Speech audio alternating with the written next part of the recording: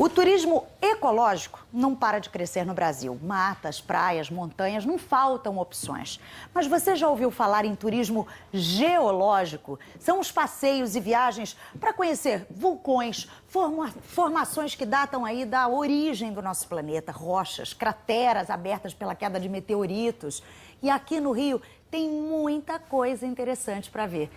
Sérgio Besserman está aqui com a gente no estúdio para falar sobre esse turismo diferente que está ganhando aí diversos adeptos, cada vez mais interesse e atrai gente de todas as idades, né, Besserman?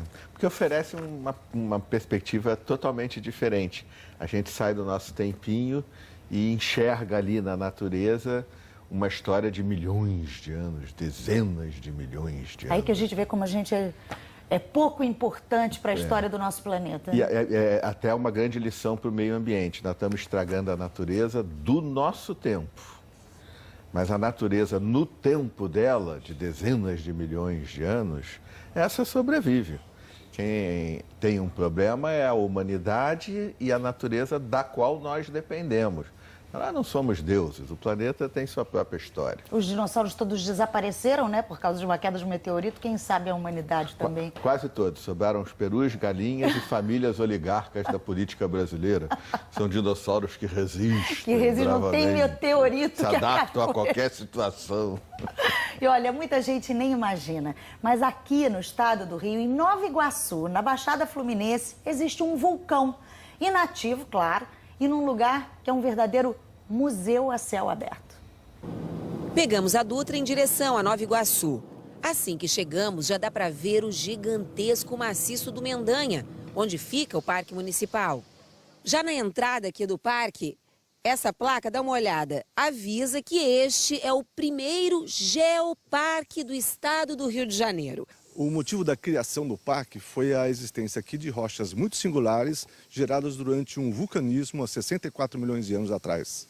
Ou seja, o magma que estava a 200 quilômetros de profundidade na Terra entrou em erupção, vindo à superfície e formando o vulcão de Nova Iguaçu. Olha só que lugar bonito esse que a gente chegou agora. Que tipo de rocha é essa, Mauro? Essa é uma rocha senítica. Ela é formada principalmente por potássio, silício e alumínio. E originalmente ela estava na forma líquida no interior da Terra e quando acendeu ela solidificou, dando origem a essas rochas. O geoparque tem o tamanho de 1000 campos de futebol. E além das cachoeiras, o grande atrativo aqui é justamente saber que ele fica em cima de um vulcão. E as pessoas vêm com essa ilusão, né, de achar um vulcão tradicional, como vê na televisão, e não acha, né? Na verdade, todo o parque, né, é um grande vulcão. No percurso, as placas vão contando a história. Cada uma dessas camadas representa uma camada de uma lava, de um líquido, de a rocha liquefeita ou fundida, que escorreu nessa direção. É um museu a céu aberto com rochas vulcânicas que merecem ser visitados e preservados nesse geoparque aqui em Nova Iguaçu.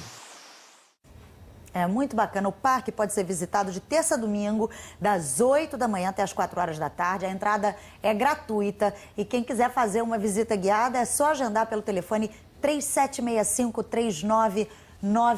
Besserman, surpreendente, né? Um vulcão no Rio de Janeiro, a gente não imagina. E outro atrativo aí do turismo geológico são os meteoritos. Esse gera uma curiosidade danada, porque são rochas que datam, às vezes, da origem do universo, não é isso? Da origem, pelo menos, do nosso sistema solar, quer dizer, antes do planeta Terra ter se formado. Eu passei minha criancice inteira muito impressionado quando entrava ali no Museu de História Natural, na Quinta da Boa Vista. De um lado era dinossauros, mas logo a gente via um dos maiores meteoros que já caíram no Brasil. O Bendegó, que a gente vai mostrar daqui a pouco ao vivo com a Gabriela de Palhano. A gente está falando aqui de meteorito, eu queria mostrar para vocês uma ilustração que mostra como os meteoritos chegam aqui ao nosso planeta. São rochas, olha só, que vêm do espaço e quando entram na atmosfera, eles pegam fogo, não é isso, Besserman?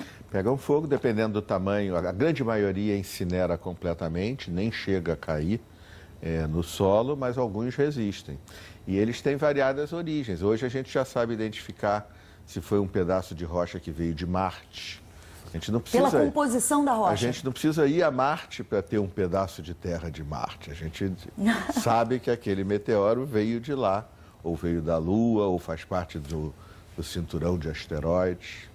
E olha, você que está em casa, que está ouvindo a gente falando de meteoritos, no século XIX, vários meteoritos caíram na cidade de Angra dos Reis. A Denise Rocha conta pra gente essa história. Foi nessa área, no mar, em frente à igreja do Bonfim, que o meteorito caiu em janeiro de 1869. Esta historiadora encontrou nas pesquisas que fez um livro de 1889 de Honório Lima, uma influente personalidade da época. Ele diz que no dia 28 de janeiro de 1869, mais ou menos às 6 horas da manhã, caiu o meteorito de norte a sul. No convento São Bernardino de Sena, um dos prédios históricos mais visitados pelos turistas, uma informação diferente. Nesse painel, 3 pessoas teriam testemunhado o fato: Joaquim Carlos Travassos e 2 escravos. Uma parte teria sido resgatada a 2 metros de profundidade, outra ficado no fundo e a terceira se perdido. Ainda há relatos do Angra dos Reis II. Ele teria sido mandado em 1888 para Roma como um presente para o Papa João XIII. E esse é um assunto que é sempre lembrado por aqui. Prova disso são os jornais antigos que fazem parte do acervo do patrimônio histórico do município, como esse, de agosto de 1964. Nele, o historiador Alípio Mendes tinha uma coluna e faz uma referência a um meteorito de 373 gramas que foi encontrado aqui e mandado para o Museu Nacional. A memória dos jornais e a memória histórica de Angra dos Reis através dos fatos é importantíssima. Resgatar um meteorito como esse, sem dúvida, tem um valor inestimável. Até porque caem muito mais meteoritos do que a gente consegue resgatar. A maioria a gente acaba perdido por aí. E tem um valor para a ciência realmente inestimável. É uma peça de alguma parte da história do universo que cai para a gente. É um testemunho, né? É um testemunho que cai para a gente poder examinar. Então tem um grande valor. E acaba marcando muito as cidades, os locais onde são achados os grandes meteoritos, porque também entra um lado simbólico, um lado...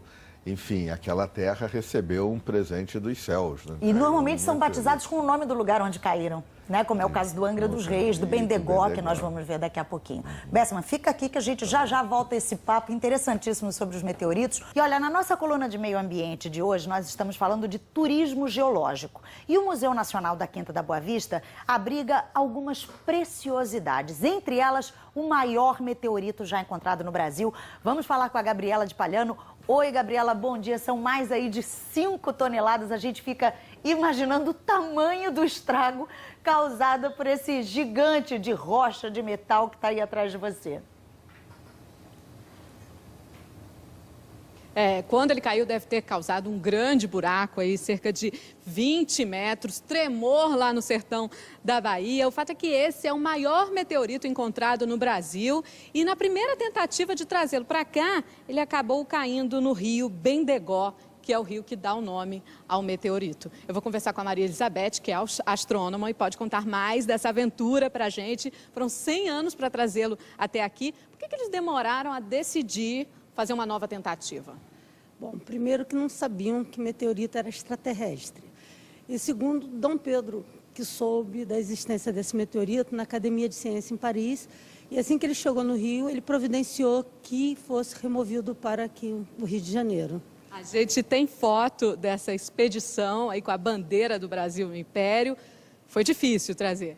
Sim, foi bastante difícil, porque as condições do sertão hoje, é difícil até hoje em dia trazer esse meteorito para cá. E na ocasião, eles tiveram que construir um carro específico para poder trazê-lo e com a ajuda de roldanas e tudo para transpor os morros, porque da primeira vez o carro, quando desceu a descida para o riacho, ele perdeu o freio e atropelou os bois. Agora tem mais aventura, tem a história desse pequeno meteorito que está aqui na mão da Elizabeth, é o angrito, ele é raro, já tentaram roubá-lo em 97, os ladrões foram presos quando estavam quase saindo do Brasil. Por que ele é tão raro? Bom, porque ele era a rocha mais antiga do universo e ele era o único meteorito deste tipo que dá o nome de angrito a toda uma classificação de meteoritos. Essas histórias todas são fascinantes, mas por que esse assunto te fascina? Bom, primeiro porque veio do espaço, então quem é astrônomo sempre tem essa ideia. Então foi a coisa que você pode tocar, que veio de mais longe que você pode imaginar. E também é mais antiga, isso aqui é mais antigo que a própria Terra. Então você está tocando no início de tudo.